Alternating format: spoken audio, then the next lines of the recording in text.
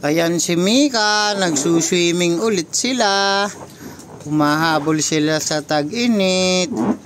Yana, ang dami namang laruan ni Yana. Oh. Sisita ka.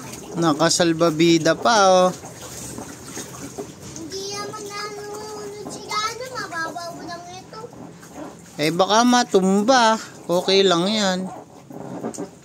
Bakit ko konti ng tubig? Hindi mo na pinuno? Pinuno.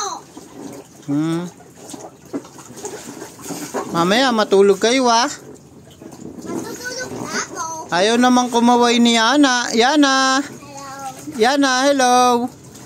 Yana, hello! Busy si Yana eh. Nagsuswimming kasi si Yana eh. Opo. Oh, may laruan pa siyang hawak oh. Wait, sorry. Yana naman kasi. Nalalamig niya pa ako pag nakakainin. Gusto ko muna sa tubig lang eh. Ah, gusto mo? Huwag mo itapon, anak. Tinatapon ba niya? Opo. Mauubos yung tubig. Wala na kayong tubig. O sige, magbabay na tayo sa guys natin. Bye-bye guys.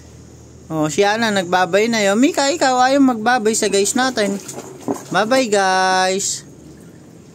Mika, ano kaya yun si Mika ayaw magbabay? Bye-bye guys.